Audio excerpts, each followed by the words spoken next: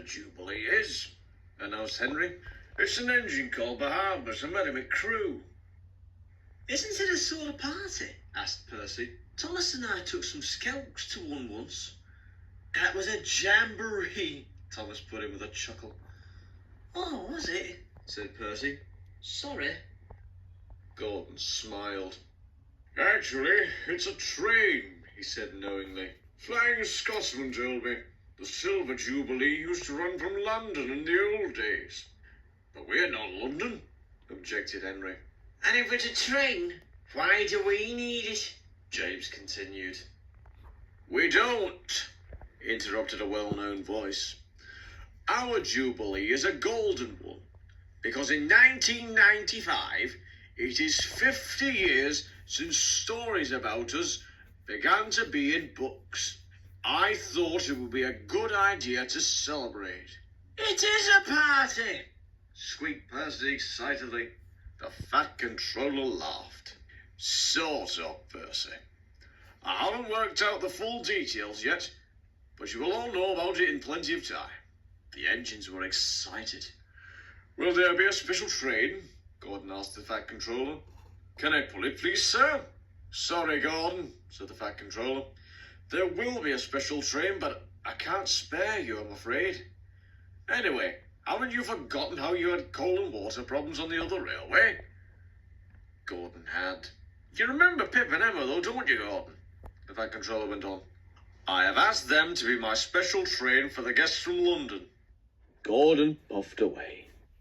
Near Henry's tunnel, the main line passed through woodlands, and the high branches of the trees were full of birds' nests. Often, great flocks of birds circled above the railway, and sometimes Gordon had noticed them feeding in the fields nearby.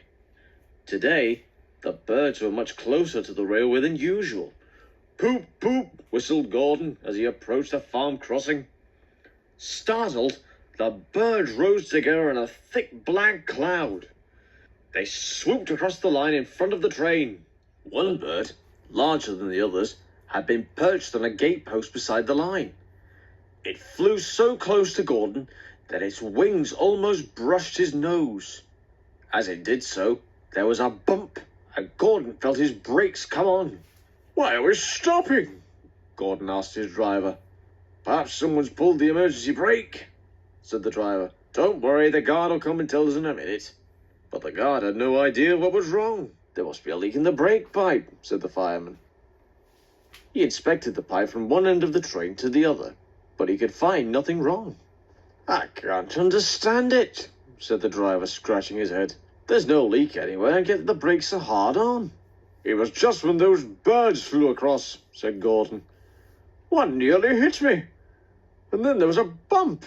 Just a minute, interrupted the fireman. He looked quickly at Gordon's front brake pipe. There you are, he said triumphantly. The fireman laughed. That bird knocked the seal out of your brake pipe, he explained. Look.